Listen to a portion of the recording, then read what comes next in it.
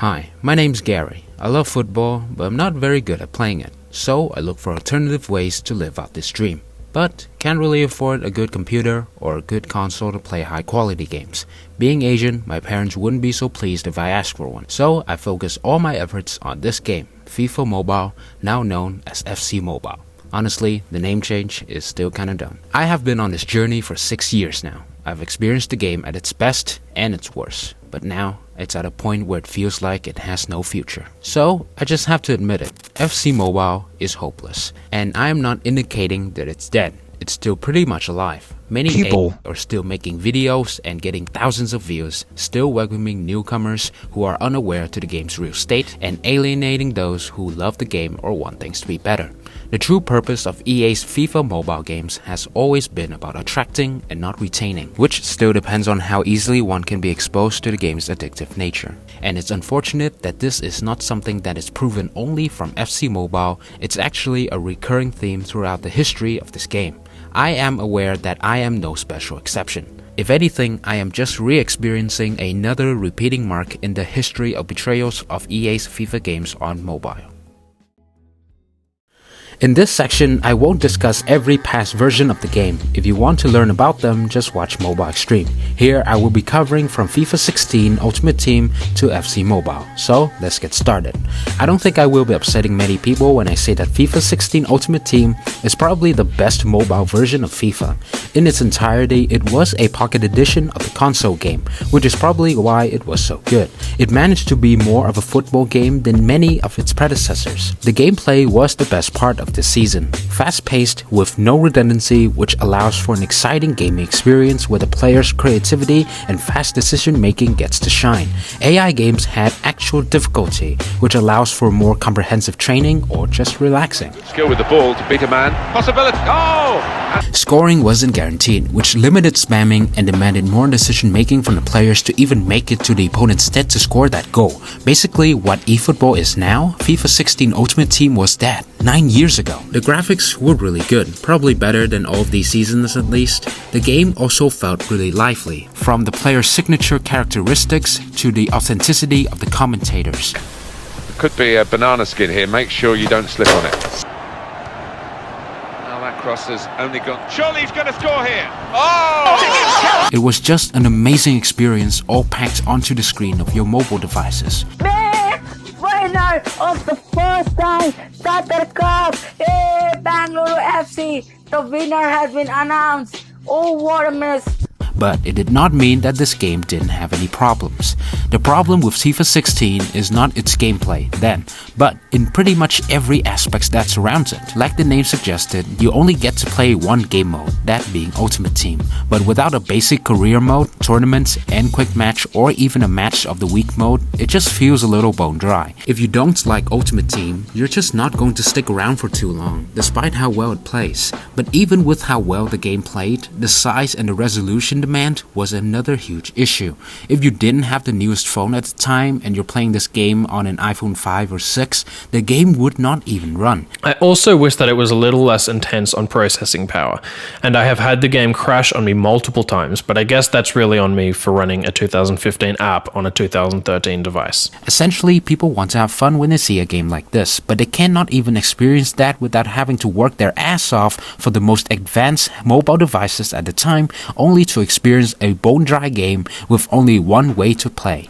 It wasn't for everyone, and with EA's goals of appealing to as many players as possible, that would mean that this was simply not enough. Therefore, they opted for changes. So what did EA needed to do? First, they needed to optimize the game by decreasing the game's quality deliberately and lowering down the storage use. Secondly, was making a more accessible interface. The biggest mobile games all share a common trait of being so easy to understand that the player knows pretty much everything they need to do when they turn on the game. And thirdly, the game needs to be profitable, not in the way of making features pay to unlock again, no, but just by making the microtransactions more eye-catching and more dopamine-induced. And with all of these steps, EA's big step into the mobile game industry began.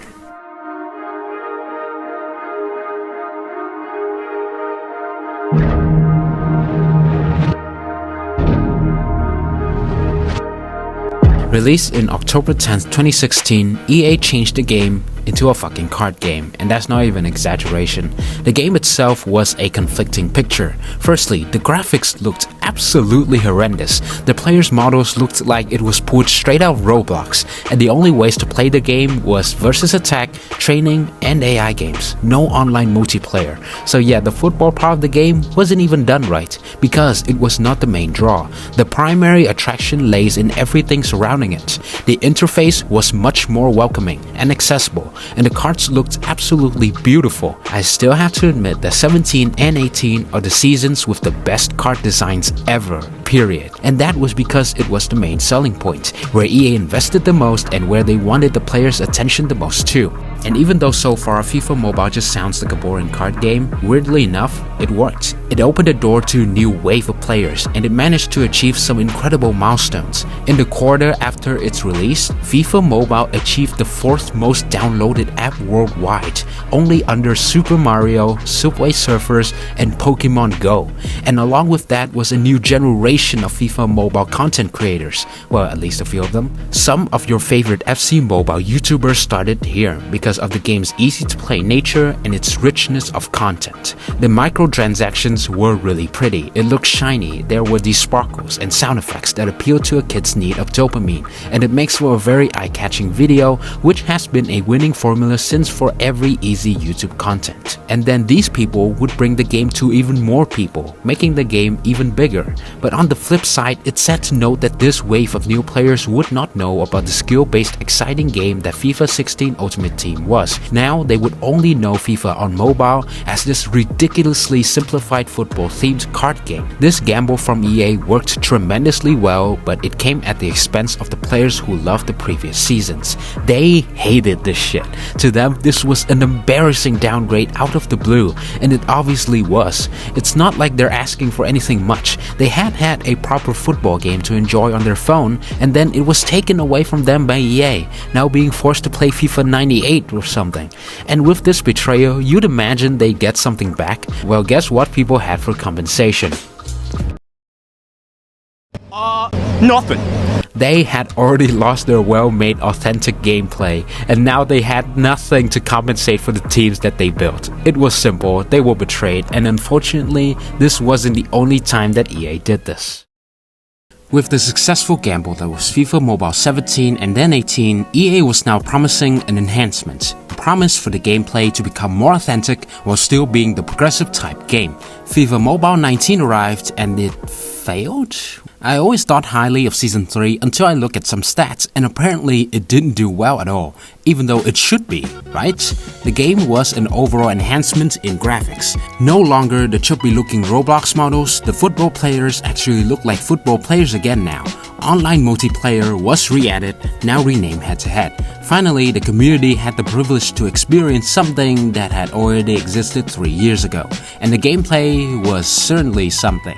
I have to admit that I was one of those people who really liked this season. AI games in Season 3 were really difficult, but the rewards were really worth the efforts you put in. It was like winning a trophy in FUT 16 Mobile in legendary difficulty. And also, the gameplay was really fast and concise, and it led to the game being quite unrealistic, but still really fun. Even if you don't play much head-to-head, just playing AI games alone was another world of fun. However, not everyone liked this. It didn't have the components of a standard mobile game. Firstly, there wasn't a long campaign mode for people to grind, essentially losing the game's grindability. But even with a campaign mode as concise as 19, it was really difficult to complete. People want to finish a campaign to feel a sense of completion, but with this level of difficulty, especially in the final games where it would be like playing against the devil in Cuphead, it felt impossible and discouraging. And with the game being so fucking fast and cracked, it made it even harder for the new players to adjust. If you did not know the spam meta in this game, you would be lost. It felt like EA wanted to make a gameplay hybrid, of FIFA 16 Ultimate Team with the tough AI games and FIFA Mobile 17 and 18 with the super simplified gameplay. And even though it was a bold move, it ended up not fitting so well with their new user base that they had built up from Season 1 as well as the newcomers that could not adjust themselves to this swamp. You can see in the stats that there was a hype for the initial stages of the season, but it just slowly died out. If the numbers didn't convince you, the legendary Stop D and my OG Chillboy had considerations to uninstall the game and stop making videos just because of this change. This tweet blew me away when I first found out about it. Looking back, FIFA Mobile 19 was like Tyler, the creator's cherry bomb. A bold move that had many people not really satisfied, but the creator ended up learning the most. And I guess EA had to open their ears to listen because their number one mission of attracting new players was facing some turmoil. So they opted for changes. What did EA needed to do this time? First, make AI games easier. Like really easy, to the point that you can win AI games as a boo-boo toddler, or even if you were playing with two hands tied behind your back. Literally. And secondly, make the game a bit more realistic, or in other words, slow things down. By doing this, it would give EA ample opportunities to improve the defending, dribbling, and shooting, especially the shooting, so the new players can get good more efficiently. And with that, EA was back on track.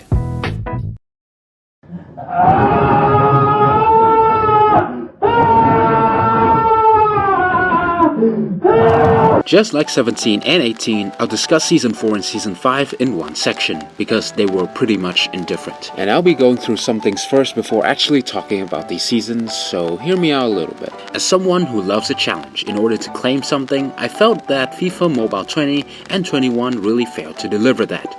It was lucky that Division rivals didn't change much, but look, let me explain. As someone who played this game for some sort of completion, even in a small scale, Division rivals would not let me have this now, wouldn't they? It is an endless race, and it's tiring, and I wouldn't want to do that forever. If there was a game mode that would not make me hate myself, that would train me better, that should give me rewards based on my efforts, that would be the AI games. And to those who think that making AI games easier isn't a big deal, well, it does contribute to the death of campaign modes in this game.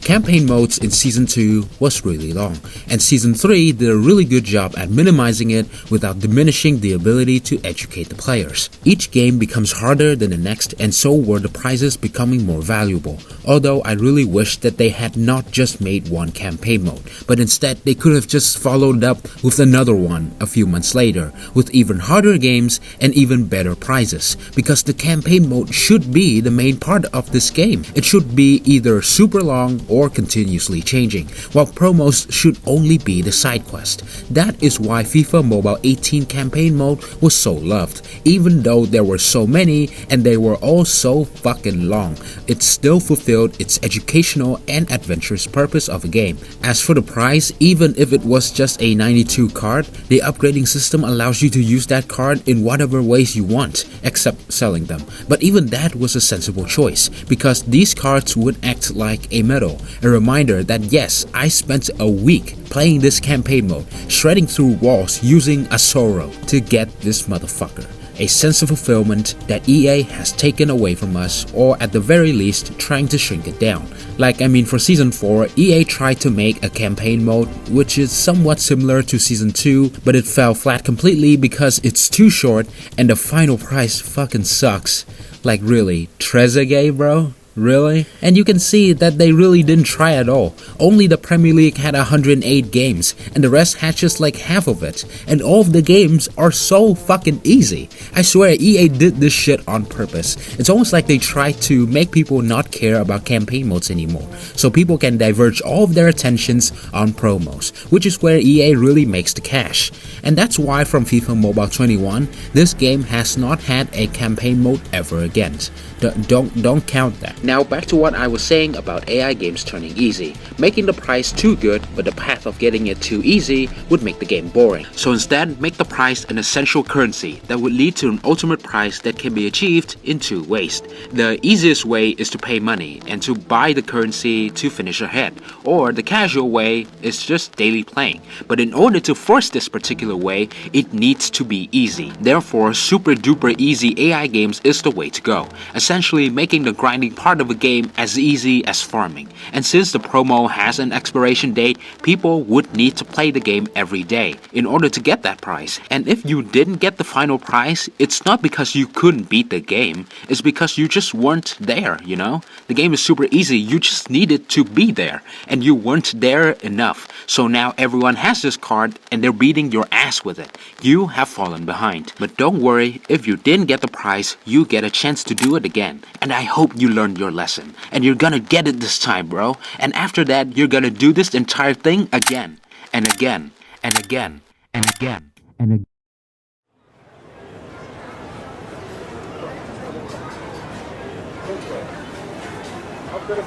And this is me in uni, studying, well, pretty much mentally glued to my phone. As if my phone was my kid and I'm doing some take my kid to work day type shit. And I wasn't even fully focused on what the lecturer was saying, by the way.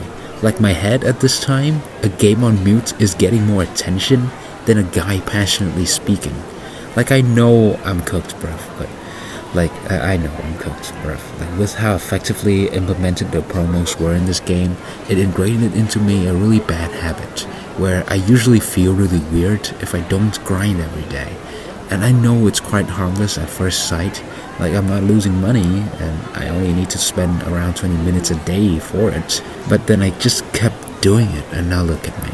Like keep this going and it's gonna knock your feet off someday. I just don't know when. See kids, that is where grinding and farming in FIFA/FC Mobile gets you. It would create some sort of habit that slowly transforms itself into a vicious cycle that can potentially leading to you becoming a mobile game spending addict. And believe me, once you spend those first dollars, the next $100 would just look like pennies to you. I was lucky to not have any money on me during these seasons because there was season resets, where resets would happen between these seasons. And these weren't remodels of the games or anything, it was just bringing things back to zero and calling it an opportunity to do all of this shit again. Doesn't that just sound so exciting? I'd argue that a season reset like this only benefited EA. As I said, EA is more focused on attracting new players, and a season reset fits this. People would be at a starting line like everyone else, right? And that would mean EA would have a new source of gold, without having to spend any respectable efforts on innovation or maintenance. Not only people didn't have anything new to experience, they had also lost shit. And yeah, I know that the game is free, and technically if you didn't spend money in this game, you didn't actually lose anything. You only wasted your time, your dedication, but that doesn't have any tangible value, right? Well, if anything, it just kinda makes your followers hate you even more. We don't want to grind for something knowing that it's going to be ashes in a year, with little to no compensational value whatsoever. And it's obviously worse for those that did give EA the cash, because they got fucked for like 3 times, and for what? If you're not showing up in a YouTube video or show me your best pack opening Twitter thread, then the only compensation you had was this legacy mode, when you can use your active lineup of the previous season, but it was only for this mode and the rewards only had value in like the first 2 months. You're telling me 11 months of grind for 2 months worth of compensation. Truly the EA way, my friends. It would feel fine the first time, but then the second and then the third time hit and you would eventually tire yourself out. You were gonna have to feel discouraged from doing this shit at some point, or else it wouldn't just be your wallet that is draining. Well, at least not according to this article writer. Listen to this shit. So here's our advice. Embrace the reset, plan for the reset, and take it for what it truly is, a chance to refresh the game, renew your interest, and start over with a plethora of new tasks to undertake. Remember your first run through division rivals in both versus attack and head-to-head, and the fight to build a team full of GOAT players with gradually elite players, and the joy of achieving your first master player? Remember how satisfying it was? Well, that's all about to happen again. Therefore, it's a good thing. Oh my god, the disconnect is it's unimaginable. I'm surprised that this didn't come out by Jan, man. Like, I don't know. But look, even if we had to lose pretty much everything, was it so hard to give your loyal followers something new? Or at the very least, fun? Because EA really did not try to do that. If you had played all of the seasons before Season 5, then I bet that Season 5 would probably land as the worst one. Not only did EA use the same cycle of events over and over again, but their only chance to make the game even exciting was immediately fumbled because EA did not have the official licenses for the Euros and Copa America. Not only were the AI games easy, but the game itself was easy. What do I mean by this? Well, just take a look at this. Happy feet. One more combo. That ain't Falco. That ain't Falco. As you can see, I didn't do that. It was the game's AI. So yeah, it was a very conflicting picture yet again. The AI games that we played against were the most chorish, lamest shit ever, and yet the AI that played the game for us would make Prime Barcelona look like Perth Glory. I am conflicted, watching where I step still, hanging in the balance, not the life I want to live. I want to take it all, standing tall, fear I weighed the person you are. You didn't even have to play the game to climb ranks. What am I here for? This trend appears to foreshadow EA's direction of all of the seasons following. It seems that EA doesn't really want people to play their games and would rather that you focus on opening packs and showing your best looking teams. And with how aggressive I have been going about these seasons, you would think that they were failures from EA. Well, I am only mad about it because it worked. I guess making the world's easiest football game is a masterful move to pull in new players, because FIFA Mobile experienced consistent growth after Season 4, and thanks to COVID locking everyone's ass up at home, Season 5 downloads surged. And isn't that a familiar sight? You know, I really wish that I didn't enjoy Season 3 as much as I did, because I wouldn't have felt so betrayed walking into Season 4 and Season 5. And from these two examples, you can see that EA knows how to create a good game, also knows how to create hype for the new players, but that's the only extent to which they're willing to go. In my opinions, I don't think they really seem to give a fuck about the people playing their games, whether they enjoy it or hate it, because if the game performance doesn't achieve a set of milestones, then they would not hesitate to change the game to something that can pull in new players, even if it means making it worse. EA knows that they don't need to retain players. If you want to play an authentic football game on your phone and actually enjoy it, this game seems like the best choice, but as you play it, it slowly becomes more about grinding, more about building a team of high OVR players than actually playing the football. Anyone that plays this game for a few months can simply figure out this bullshit, and when they get mad about EA not hearing them, they'll quit. And then what? EA doesn't care if you quit, because there will be more people to fill in the slots, and it's done a lot easier now considering that the game is free and the fan base for the king sport will only grow. I have said in part 2 that EA looks at gamers' love for football as a way of gaining, and while that sounds like a normal corporate goal, it has led to their method becoming more soulless. Even when these examples were of things that happened years ago, it still feels prevalent and familiar because of what FC Mobile is. I don't think I can talk about how FC Mobile is a betrayal without talking about what it betrayed. FIFA Mobile 22 was a pretty good season. The gameplay was the carrying factor. In Season 6, the game was slower, but it never felt annoyingly slow, because there was no redundant animations, making movements more effective. It felt like playing a football game where things are a lot more down to earth. Spamming was quite impossible, by which I mean crossing headers and mid-pitch through balls weren't really meta, but there was a new spam on the block. Lane change was added in this season and it caught the community on flames. People and their moms started using this shit. And of course the graphics were great. Like the colors of the pitch not only made the game more authentic, it also helped with the contrast to not confuse the vision of the user. You could have any weather you want and it would never make the game look annoying or blocking your vision or anything. Like for FC Mobile, you can just pick the blue ball and it will camouflage itself because the contrast and the lighting of this game is dog shit. But back to Season 6. One problem I have with FIFA Mobile 22 was that it was kinda boring. Firstly, there wasn't a campaign mode. Let's not call the Icon's Journey a campaign mode, cause this shit is chorish like my housework. It's too easy and boring as fuck. And on top of that, the promos weren't so good.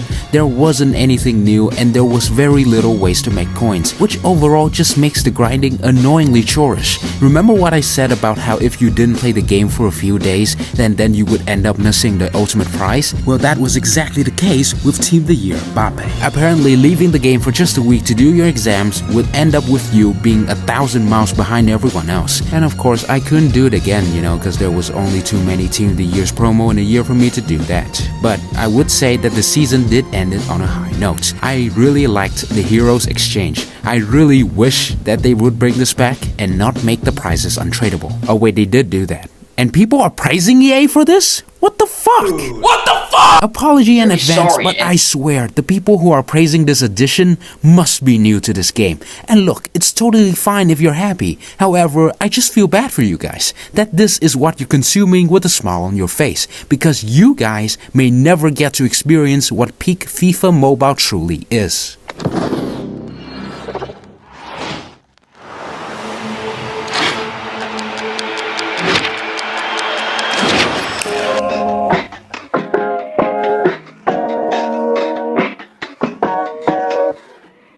Apparently some people still think Season 7 is trash. Well, to that I say, just take a look at this video of somebody just wandering around doing nothing in Team the Season 23 and got 1 million views. Season 6 was slow, so EA decided to speed the game up for Season 7, and this was a great choice. I would describe the experience of this change like, for FIFA Mobile 22, you were learning to drive a car, so you would use like a Toyota Vios. You know, it's slow, but it does its job well. And then for 23, you were given a Supra and then you would start drifting, because this was exactly what this transition felt like. And this was peak FIFA Mobile. The gameplay was exciting, the defending was simple and concise, and yeah, attackers were fast, but defenders were fast too, giving the game balance. And midfielders actually had a bigger role. They could be your second strikers or additional center backs, and that is what you should want. You should want your center mid to be active both back and front. Compare that to FC, where your center mid barely moves as they take more of defensive role now. Yaya Toure in Season 7 was a literal god. Every corner of the pitch, he will be there. His positioning was even better than most strikers. While in FC, if you don't have like the best Yaya Toure, then he'll just be there, more defensively than actually attacking. Because I guess the best attackers in your team is your fucking center back, even though you have 7 up front. In Season 7, you did not have to feel obligated to put your fullback at center back. You didn't even need to buy the best cards. You could have a good card and they would still do their job well. And there was plenty, and any price for that matter. Cards were easy to try and easy to sell, giving you more leeway to explore, which is something you will never see again in FC. And this was when EA released, in my opinion, the best promo in the history of this game, the 2022 Qatar World Cup. And I mean, it's kind of a duh thing, you know, but you need to understand that EA does not fuck around when it comes to these big events, because this is when people will try to seek out some alternatives to scratch that football itch during a grand event like the World Cup. And with all of the licenses, EA's FIFA games were obviously the best attractions. If anything, I just wish the AI games were harder, because this shit was just easy, bro. You didn't have to cut me off. Like that we were nothing. I don't even need your love, but you treat me like a stranger, and I feel so loved. But overall, it was just great and just so nostalgic looking back at what we'll never have again. And after this was a series of pretty well made events. Season 7 was just a perfect package, making the November of 2022 to August of 2023 very special for FIFA mobile players. We enjoyed these moments very much, but I don't really know whether it was because of actual enjoyment of the game or everyone being aware of what's coming. Because before that, on May 10th, 2022, one of the most devastating divorces was announced in the world of football. FIFA split up with their longtime partner EA, and well, things has never been the same again. Another season reset was announced, and it only went downhill from here.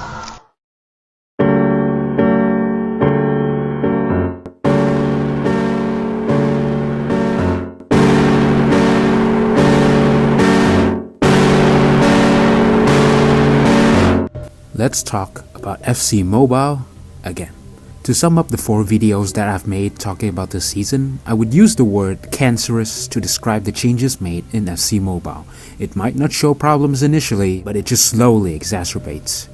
I have to be honest, the gameplay in the first few months wasn't even bad. It felt slow, grounded, but the responsiveness was still there. It felt like Season 6, but like a little bit better. But the problem was that spamming became a problem again, but this time, it's kind of brainless. Crossing headers was unstoppable, as well as the kickoff glitch that somehow migrated from the console game to the mobile games now, which EA has still refused to fix. And the basic reason for this spamming epidemic is that defending in FC Mobile has been, and still is, abysmal. After 2 gameplay updates that promised better gameplay had instead done the exact opposite. Everything that EA said they fixed is still here, ruining the game for everyone. The movement feels unresponsive, jagged, almost like the players run while being blindfolded. Things have become less manual as automatic assistance is nearly fully integrated, limiting the player's free will to the point that I don't even feel like I'm the one doing the defending anymore. It's like I have to support something to defend for me. Like, who is the player supposed to be here? Because when I do try to defend, the game intentionally sabotages it, literally blocking the defender in my control. This just highlights how terribly integrated the automatic defending in this game is. I swear, the standard for just normal, comprehensive gameplay has become, for the most part, unreachable. Smooth dribbling, speed, good crossing, or good defending all require reaching a certain number, and it has only become higher. In the April update, it was 130 to 140, and in the January update, it was 150 to 170, and now it has become... Want your players to pull off a quick lane change or a little bit faster at ball controlling like how it normally should be? Well, they gotta have 185 agility at least. And oh yeah, with that kind of agility, your strikers get superpowers. The defender tackles normally and the ball is still yours, because fuck defenders, I guess. Even having that, you would hope that you'll get to experience this every time, but you're not gonna get this every time, because this game inconsistency is baffling. Corporate needs you to find the differences between this picture and this picture. They're the same picture.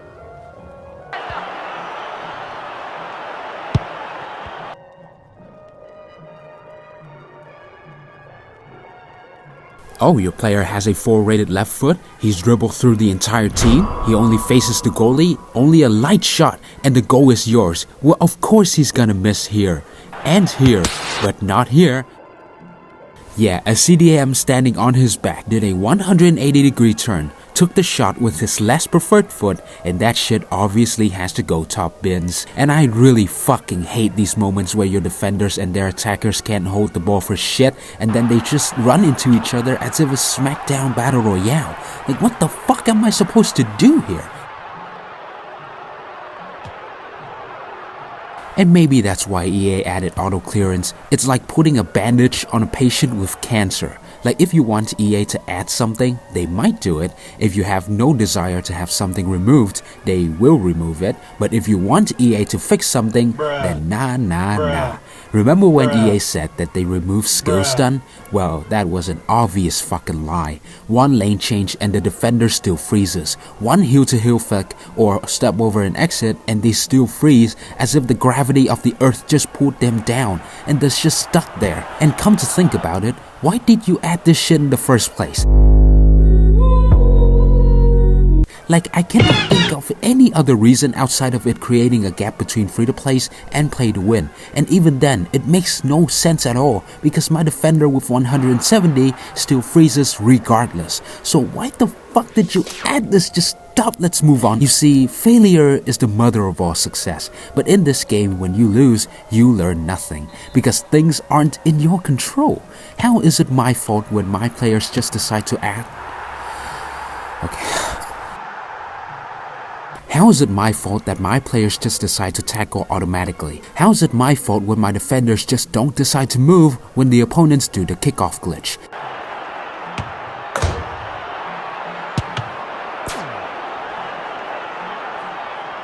How is it my fault when my defenders decided to commit battery instead of playing football? How is it my fault when the fucking referees forgives literal murder attempts and smack the hammer of injustice against someone literally doing nothing? And how is it my fault when my teammates don't like each other? I'm serious, the biggest enemy isn't even your opponents anymore. It's your fucking teammates. They will be there to not receive a pass and let the shit goes out of play. They will be there to literally block your pathways both in attacking and defending. And they will not be there when you need them the most. I guess EA is putting third graders in the AI movements department because the players are running into each other all the fucking time. Come on guys, can we please stick together for just one time? No, not like that! Yeah, apparently players are just making out on the pitch right now. What is this, Jude Bellingham? Oh yeah, wanna see some stupider shit?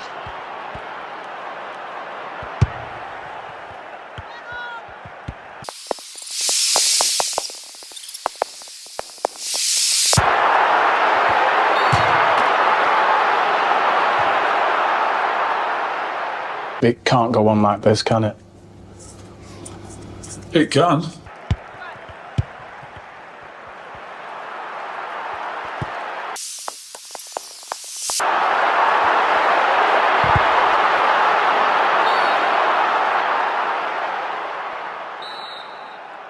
And I guess I wasn't the only one who had this.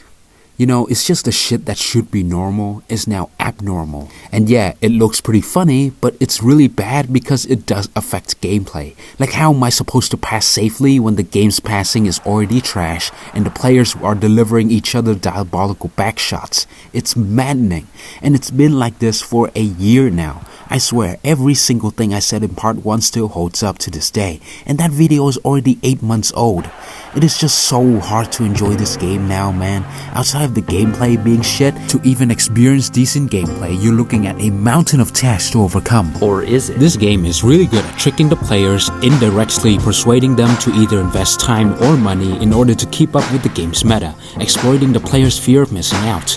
And why do I believe this? It's because you don't always need to invest into this kind of team just to climb ranks. You can do it the underdog way, or as I like to call it, the scripts-reliant way.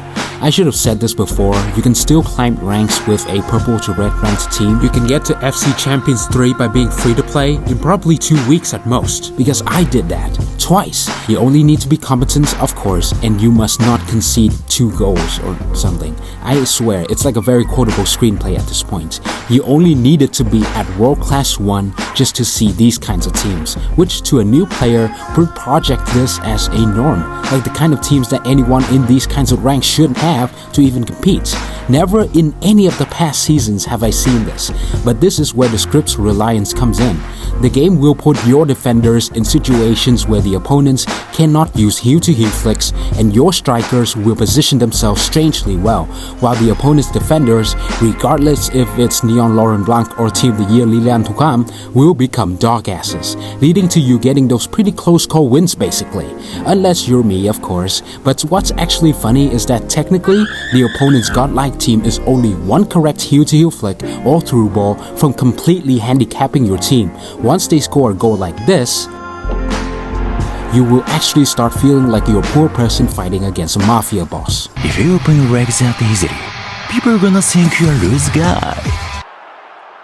To put it simply, yes, you can compete as free to play, but it's really tricky because this game's skill-based matchmaking is an illusion. And as a pay-to-win, there's a huge chance that when your team meets a weaker team like my goofy-ass team, the opponents will leave with a close call win because you were handicapped. It really begs the question on why people even pay for this game anymore. Seriously, you're not even getting good gameplay.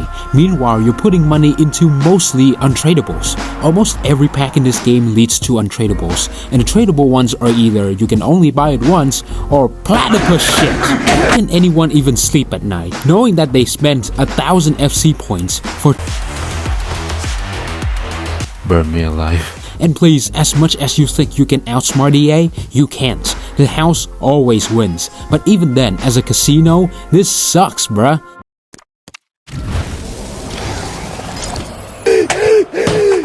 You're spending money on ephemeral emotional value, and you might be happy packing an insane untradeable card now, but when the card starts to become behind the meta curve, you cannot sell it. Well, hey, I can at least exchange them, right? But the exchanges are fuck shit! I can only imagine a person enjoying this just because they don't know what's actually better. But bro, let people enjoy things. Shut your stupid. I don't care! You shouldn't be eating food off the floor and smile about it. You do not deserve this. Like, I understand that the user base of this game is mostly really young, but that doesn't mean that kids should deserve something good. I can only wish the merit coming from this video were that kids would make fun of other kids for paying money in this game. Like, seriously, stop. Get some help. It should be held in higher regards to be good at this game while being free to play, but I guess EA really doesn't like that, and I understand why some kids are tricked by this. Outside of the pay-to-win illusion in rankings, with the most recent Team the Season promo, EA just straight up discriminates against free-to-plays at this point, resetting the extra time tokens, asking for 3 100 and 104 exchanges just to get 15 million. Up here is what's causing me the most physical discomfort. It's like a visceral reaction of discontent coming from this area. This area is not good either. I hate this, but I'm mainly worried about this. And scamming us for 80 million into untradables, and the worst of all, these shards prizes are crazy. So you're telling me that now that I have Maldini and I want to convert him to get shards for, I don't know, maybe Marco van Basten because I already have too many center backs, and these two cards are the same OVR, I would only be 1/5 of the way? Holy shit. Yeah, continue to applaud EA for their re-edition of the shard system, and now they're exploiting the ball sacks out of it. They should not have even received any credit for this in the first place. They aren't offering you anything new, and you know what's also not new? The fucking bots. Yeah, I ain't calling them hackers, okay? That shit's dumb. Because they're a bunch of basement dwellers, so desperate for attention that they're cheating in a mobile game on life support. If you're new to this game, well, how these fuckers function is that they alter the results at the end of the game. And believe me, I'm really doing a disservice by giving these fuckers any attention, because firstly, this is what they want. You know, even though I'm describing them as if they're 5th graders buying hacks from Bing, apparently some of these cheaters still paid their souls for EA, and they're still cheating. Like, what? And secondly, they'll never get punished by EA. In fact, bots have been in this game since FIFA Mobile 20, and from what I found, most of the cheats in the past seasons were in versus attack more, and it's probably only the recent 2 years that the number of head-to-head cheats fucking exploded. And I'll tell you what, EA definitely knows about this issue. They just refuse or just too lazy to fix it. The most that they have done so far are temporary bans, but then the drain flies, they multiply quite quickly, so EA response to that has been, well, fuck it, I ain't doing this shit no more. Cause realistically speaking, those players rarely meet these drainflies. I mean, they are still there in the leaderboards, a bunch of them, but to encounter them in gameplay is not common. But at least that's from my experience. And I'm not trying to protect EA here, I'm just saying it like how I imagine EA would talk about it, because when they do attempt to address it, it is fucking embarrassing. In 2021, right before Team the Season, EA announced the banning of 10,000 accounts for cheating in PvE/AI matches. I repeat, PvE/AI matches. It's not the cheaters in PvP that were banned, so I assume that these accounts were farmer accounts or something. You know, accounts that were making a living in a way that wasn't rubbing EA the right way. And you know how game developers hate farm exploits, and the community reaction to this was just confusion, because the reason for this wave of banning wasn't mentioned, and also the timing was just perfect, because it happened on Team the Season of all promos. And I remember distinctly that EA posted one of their terms of service in the response to this banning, and this shit really flared up my ass. Games are at their best when everyone can play on a level playing field. Cheating, phishing, hacking, or anything else that gives you a competitive advantage ruins the experience for everyone and impacts the game's balance. So EA kicked the farmer accounts and framed it as if they kicked the PvP cheaters? You didn't kick the people that ruins the experience for everyone and impacts the game balance. This is a completely different issue that harmed EA, but not the majority of the players. So why were you framing as if you actually created an anti-cheat? I will not believe in EA until they actually create an announcement of them creating an anti-cheat that actually solves the issue. And when I go to the leaderboards, there will no longer be those accounts like OVR 76, but 3 billion cups. Alright? But in the end, the botting problem in this game is probably too small to matter in the eyes of EA, so I guess it doesn't really matter if the community tried to voice this out. I do think that with more of the big FC mobile influencers voicing this problem out directly on their main social platforms, it would probably create greater pressure for EA to actually enact. And recently, EA did tweet that they are taking actions to address this issue, but considering how they have dealt with this issue in the past, it's really hard for me to believe that any effective measures will be implemented this time. And also, this isn't the only issue they have on their hands now, isn't it? The gameplay, the events, the total lack of innovation in anything they have done so far in FC Mobile has really put me in this position of absolute hopelessness. Considering EA's history with this game and their focus on mainly accessibility and only accessibility rather than quality further reinforced this feeling for me. But honestly, I thought again, what am I even making fun of exactly? In the end, it's just a mobile game now, and most of the people you see playing this game on YouTube or whatever don't really play it. They're just mostly here for card collecting and advertising pack openings. They would be making a 24-minute video opening packs for 21 minutes and playing the game for 3 minutes, which is like one game. They won't even win, they won't even give you any good gameplay, but nobody cares because I guess the gameplay isn't even the main part of this game to begin with. And seriously, I really feel like EA looks at this game the same way too. Ads about their packs being in every corner of the game really makes me question, is this even a football game to begin with? And again, does EA even want to make that? Yeah, I mean, eFootball is an overall better football game, but is it more successful than FC Mobile? Well, sadly, not even a chance. Because of its accessibility, as well as how great the pack luck usually is for new players, FC Mobile can pull people in and they won't even have to play the game. They'll just have to be there, watch ads, open packs, and that's enough to help FC make more money than eFootball ever can. So despite acting like it's desperate, it's still pretty much alive. Yeah, the gameplay aspect of it is dead, but most people don't play it, so why fix it, right? Seriously, EA blabber about how they were gonna address something or how they were gonna add something, and so far it has been lies or a half promise. I really think they are just using AI to manage this game at this point, and can you blame me for thinking it when I read the headline like this and not imagine EA would not do the same thing for FC Mobile? And if that were to be true, and an AI is managing this game, then I should not hope for any improvement in it. To add further to this hopelessness, there has been this debate about whether season reset should happen or not, and in my opinion, I don't think it will, but I hope that it does, and if EA were to do it, then they must offer the players something new, not new events, new game modes, literally anything else other than Ultimate Team, campaign mode, career mode, kickoff, voter, yada yada yada. Give us something that makes the football game more of a football game for once, so the new players can be excited, while the old players can at least have some remedy for losing their entire fucking team again. Technically, when EA resets a season, they would be in our debt,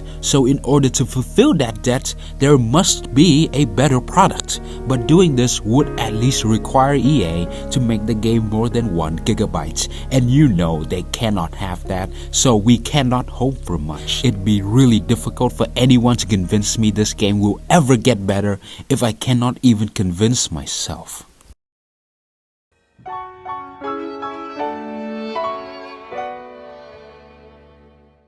But even with all of this hopelessness, I know a lot of people still plays this game because, well, the market doesn't really have many choices, and also eFootball isn't really the easiest football game to play. So I understand why many people feel like they're stuck here. So I'd like to leave this little wisdom as somebody who has played this game for 6 goddamn years for you, the viewers, the players. One thing I'm always aware when critiquing this game is that sometimes the game will just feel fine, like every player, they would just run like they had eggs for breakfast. But I am aware that when I am experiencing that high, I am not looking at the whole picture, because the other side, my opponents, is getting fucking handicapped. It really feels like a coin toss would happen before every game you play, and then sometimes it will feel like you're on the shorter end of the stick every time. And when that happened, you would lose game after game, as you have like no idea why everyone in your team suddenly plays like morons for no reason. And in those situations, you will start to feel like you're not good enough. And when the next opponents start throwing out these emotes, you will actually start to solidify that idea. Usually when this happens, people will start spending money, because they think that their team isn't good enough. No, I cannot climb ranks with my Mbappe. I gotta have Marco or Ronaldo. But then when you play another game, your team will end up losing to a goal like this, despite having Team of the Year Maldini in defense. So please don't do that. Meanwhile, most people I see, they will just carry on so they can get that one win so they can calmly sleep at night. But realistically, you're actually still 5 losses and 10 draws from getting that one win. So please don't go down further. Here's the advice. Put down the phone, take a 20-minute break, or even better, come back the next day, and believe me, your team will actually start to play better. For no reason, I don't know, because at least that's what I did. I always thought this was just like a problem of mine until I literally saw somebody else experiencing it. Then I got a better idea of how addictive this game actually is. And I feel like this doesn't relegate only to FC Mobile, but it definitely still applies for any sports games or games out there, mobile, PC, or consoles. So the advice here is to just stop before you start hating what you have, and then maybe even yourself. I'm not really trying to be a hero or whatever, but sometimes I feel like people tend to forget that they're not really in control of what they're doing. You know, gamer rage might look funny on the outside, but on the inside, it's something else, you know. Oh wow, that's all I wrote, huh? Oh wow.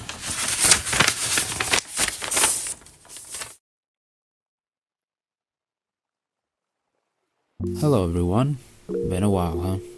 Yeah, this video is definitely my most ambitious one yet, and as it has gone through so many rewrites, like what I have conveyed in this video is actually only 1/3 of what I wrote, but oh well. Also, the ending might imply like I'm gonna make a part 5 or something. Well, I'm here to clarify that there is no part 5, but I will make a kind of a compilation video of all this rant series, and then my conclusion will be in that one. It just fits narratively more, that's all. I really hope you enjoyed this video, so if you do, please give it a like, share, subscribe for more contents from me, and thanks for watching.